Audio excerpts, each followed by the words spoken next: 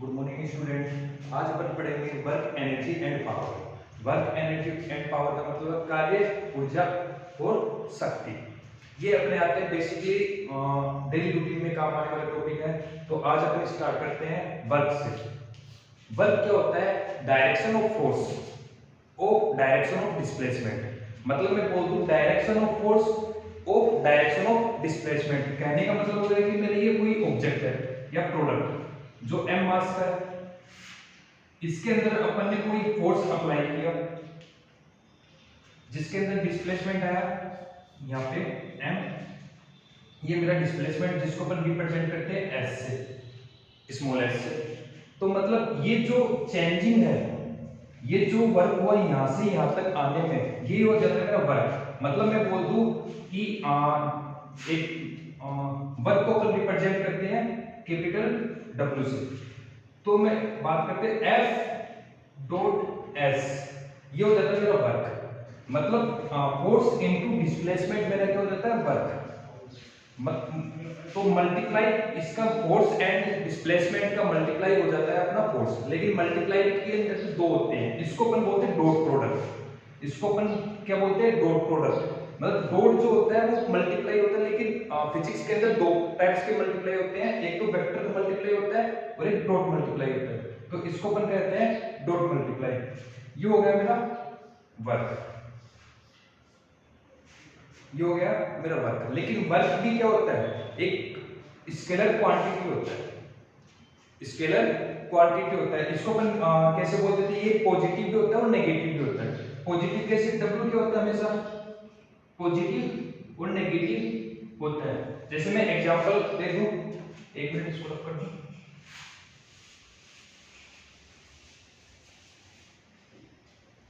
W क्या हो जाएगा अपना? Positive and negative. इसको मैं बता देता हूं। जैसे अपना ये कोई प्रोडक्ट है m मास का, इसको अपन ने फोर्स अप्लाई किया ये यहां पे।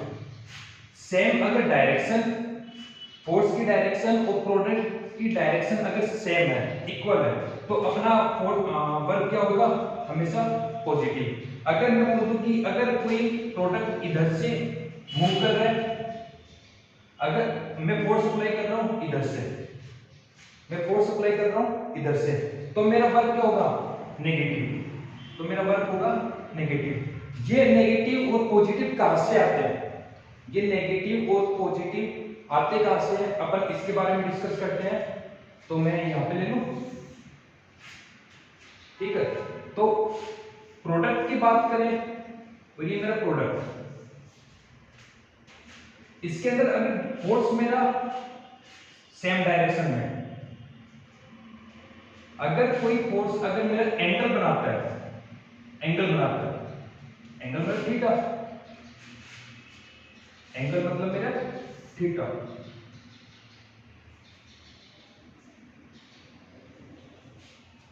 तो ये जो चीज है इसको अपन रिप्रेजेंट करते हैं cos थीटा, इसको अपन रिप्रेजेंट करते हैं cos थीटा से। तो अपना वर्क क्या हो जाएगा? अपना वर्क यहाँ पे चेंज हो जाएगा। अपना वर्क हो जाएगा जो F है, जिसको अपन कैपिटल से लिखते हैं, और जो अपना डॉट प्रोडक्ट था, ये जो डॉट मल्टीप्लाई था, उसकी जगह अपन लगाते हैं cos थीटा। और मेरा जो डिस्प्लेसमेंट है वो मेरा ऐसा कैसा,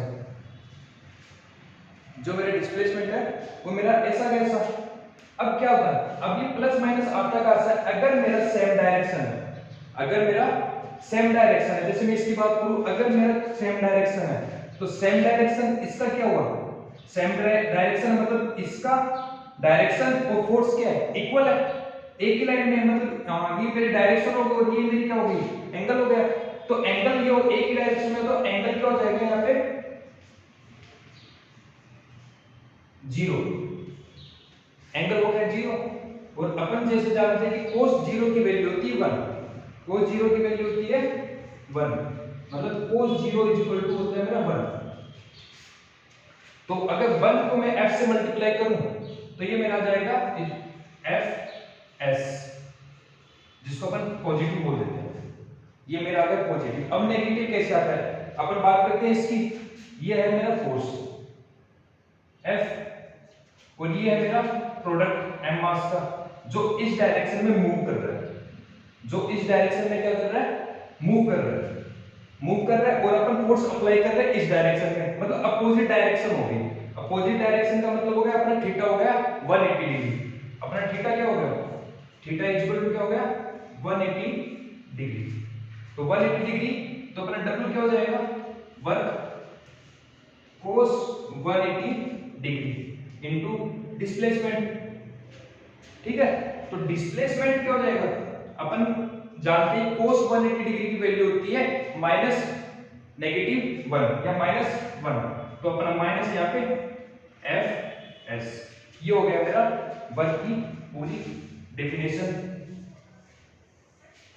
अब अपन बात करते हैं unit of work. Unit of work अपन बात कर रहे थे यूनिट ऑफ वर्क।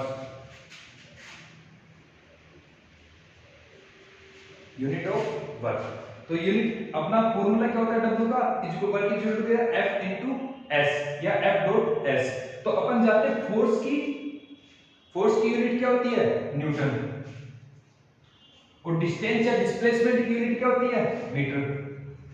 तो इसका मतलब वर्क की यूनिट क्या होगी, न्यूटन इनटू मीटर, जिसको अपन रिप्रेजेंट करते हैं जूल, या फिर स्मॉल कैपिटल या स्मॉल जे से।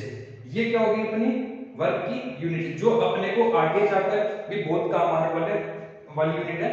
तो अपन इसको हमेशा याद रखेंगे, वर्क की यूनिट होगी अपनी जूल। ठीक है, तो अपना ये वर्क क्या हुआ पूरा कंप्लीट। अब अपन डिस्कस करेंगे एनर्जी के ऊपर, अपन डिस्कस करेंगे। अब अपन स्टार्ट करते हैं एनर्जी। एनर्जी क्या होती है, डिपेंड करती है वर्क के ऊपर। मतलब मैं इसको एक्सप्लेन करूं तो क्या हो जाता है, कैपेसिटी ऑफ वर्क, कार्य करने की क्षमता। कार्य करने की क्षमता क्या होती है, एनर्जी, मतलब कैपेसिटी ऑफ वर्क एनर्जी, उसको एक्सप्लेन बोलते हैं अपन एनर्जी।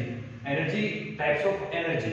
अब बात करते हैं टाइप्स ऑफ एनर्जी। एनर्जी कितने टाइप्स की होती है, जिसको पहली होती है मैकेनिकल एनर्जी। मैकेनिकल एनर्जी क्या होती है, mechanical energy kinetic energy and potential energy का सम होता है। मतलब काइनेटिक एनर्जी और पोटेंशियल एनर्जी का टोटल क्या हो जाता है मेरा mechanical energy. Heat energy, heat energy क्या करती है, काइनेटिक एनर्जी को माइक्रो मतलब माइक्रो पार्टिकल्स को पोजेस कर देती है, वो क्या हो जाती है हीट एनर्जी। केमिकल एनर्जी कहते हैं जिसमें केमिकल रिएक्शन होता है। इलेक्ट्रिकल एनर्जी जिसको अपन अपने घरों में यूज में होती है, वो हो जाती है मेरी electrical energy. Gravitational energy, gravitational energy क्या होती है, जिसमें अर्थ अपनी तरफ क्या करता है, अट्रैक्ट करता है, जिसको हम ग्रेविटी फोर्स बोलते हैं, वो क्या हो जाता है मेरा ग्रेविटेशनल। और न्यूक्लियर एनर्जी क्या होती है, जो मेरे पोल को रिड्यूस करके अपन इलेक्ट्रिक एनर्जी में कन्वर्ट करते हुए मेरा न्यूक्लियर एनर्जी। तो अपन डिस्कस करते हैं पहले मैकेनिकल एनर्जी। मैकेनिकल एनर्जी होती क्या है, जैसे मैंने एक हैमर ले लिया, इसके ऊपर कील लगा दी, नेल।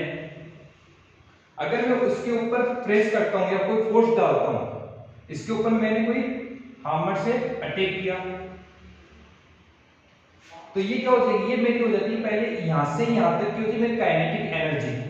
ये क्या हो गई मेरी काइनेटिक एनर्जी। उसके बाद में जब हैमर को अपन ने इस पे स्टिक किया, तो नेल क्या हो जाएगा, अंदर जाएगा, अंदर जाएगा, वो क्या हो गया मेरे यहां से मूव जो हुआ, वो मेरा हो गया पोटेंशियल एनर्जी। ये हो गई मेरी पोटेंशियल एनर्जी, जिसको E P से रिप्रेजेंट करते हैं, और काइनेटिक एनर्जी को अपन E K से रिप्रेजेंट करते हैं। तो ये मेरे हो गई स्टार्टिंग वाला क्या पॉइंट हुआ मेरा काइनेटिक एनर्जी, और जो हैमर से स्टिक किया वो क्या हो गया मेरा पोटेंशियल एनर्जी। इन दोनों का सम क्या हो जाता है, इन दोनों का सम क्या हो जाता है, जिसको अपन EM मैकेनिकल एनर्जी से को रिप्रेजेंट करते हैं अपन E K plus E P, मतलब kinetic energy plus potential energy, वो क्या हो जाती है मेरी मैकेनिकल एनर्जी। वो क्या हो गई मेरी मैकेनिकल एनर्जी। अब अपन डिस्कस करते हैं काइनेटिक एनर्जी। काइनेटिक एनर्जी क्या होती है, गतिज ऊर्जा, जिसके अंदर मोशन होता है, जिसके अंदर क्या होता है मोशन। जैसे मैं बात करता हूं मेरे ऑब्जेक्ट है, इसके ऊपर अपन ने फोर्स अप्लाई किया, तो इसके अंदर पहले क्या थी, वेलोसिटी क्या थी मेरी u, जिसको अपन बोलते हैं इनिशियल वेलोसिटी। इसके बाद फोर्स लगने के बाद में इसके अंदर क्या हुआ, चेंज आया, जो जिसको अपन बोलते हैं डिस्प्लेसमेंट, उसके बाद फाइनल वेलोसिटी हो जाती है जिसको अपन रिप्रेजेंट करते हैं v के स्मॉल v से। तो ये मेरे क्या होगी, ये जो चेंजिंग पॉइंट है, ये जो यहाँ से यहाँ तक मूव हुई, ये क्या हो जाती है मेरी काइनेटिक एनर्जी, जिसको अपन रिप्रेजेंट करते हैं ई के से, जो मैंने पहले ही बता दिया, इसको रिप्रेजेंट करते हैं ई के से। तो इसका फॉर्मूला क्या हो जाता है, अपन बेसिकली बात करें काइनेटिक एनर्जी, वो क्या हो जाती है, एक पर्टिकुलर प्रोडक्ट जो मूव करता है फोर्स लगने पे एक डायरेक्शन के अंदर, तो उसका जो चेंजिंग पॉइंट है जिसके अंदर कितनी एनर्जी चेंज हुई या कन्वर्ट हुई, वो क्या होता है काइनेटिक एनर्जी। और उनका चेंजिंग पॉइंट क्या हो जाता है मेरा डिस्प्लेसमेंट, जिसको अपन एस से रिप्रेजेंट करते हैं, जो अपन ने वर्क में पढ़ा था। तो इसके अंदर क्या होता है, अपन ने 9th क्लास के अंदर पढ़ा था या पढ़ा है कि motion, second law of motion. Second law of motion क्या होता है, सेकंड लॉ ऑफ मोशन क्या होता है, सेकंड लॉ ऑफ मोशन क्या होता है, v square equal to u square plus 2as, क्या होता है 2as, मतलब v square final velocity equal to initial velocity plus 2 into a, क्या होता है एक्सीलरेशन। एक्सीलरेशन मतलब चेंजिंग जो होता है मोशन के अंदर टाइम के अकॉर्डिंग जो मोशन के अंदर चेंजिंग पॉइंट होता है वो मेरा एक्सीलरेशन होता है, और ये है मेरा s डिस्प्लेसमेंट। तो यहां से इक्वेशन, इसको अपन दे देते हैं इक्वेशन फर्स्ट। तो यहां से मैं क्या a की वैल्यू निकाल लेता हूं, तो a की क्या होगी, ये जो u स्क्वायर है इसको मैं प्लस में, तो इधर लाके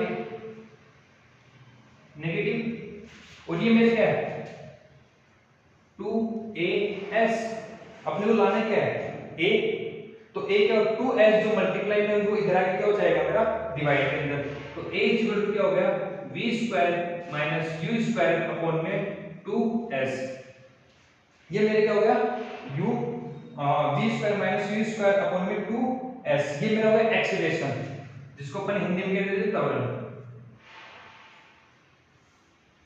ठीक है, अब क्या कर, वर्क क्या होता है, वर्क होता है अपना F into S, F into S, F force into displacement, force into displacement. लेकिन अपन एक चीज और जानते हैं कि F क्या होता है, F को अपन रिप्रेजेंट, F का फॉर्मूला क्या होता है m into a, mass into acceleration.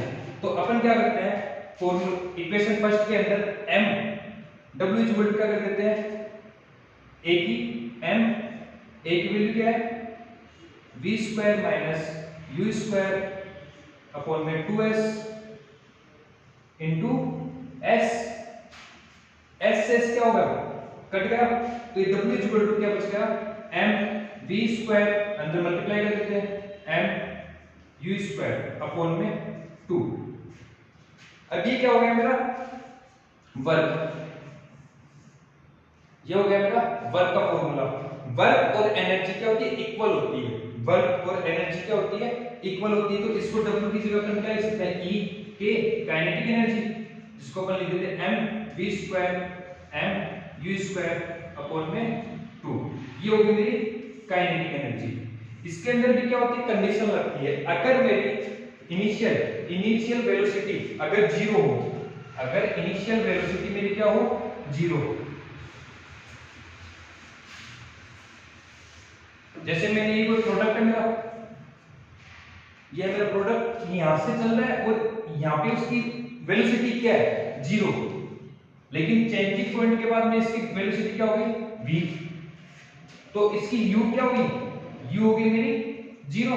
तो इक्वेशन 2 के अंदर अपन क्या रखते हैं u इक्वल टू 0, तो u इक्वल टू 0 रखें तो e के equal to m v square minus m u square, तो u की जगह अपन क्या रख देंगे 0, तो e के equal to m v square minus m into 0 upon में 2। तो e के आप क्या आ गया अपना, e के मतलब kinetic energy m v square upon में 2, ये हो गया मेरा काइनेटिक एनर्जी का फॉर्मूला। मतलब अपन क्या बोलते हैं कि मास इनटू वेलोसिटी का स्क्वायर अपॉन में 2, मास इनटू वेलोसिटी अपॉन में तो वो में क्या हो जाएंगे काइनेटिक एनर्जी।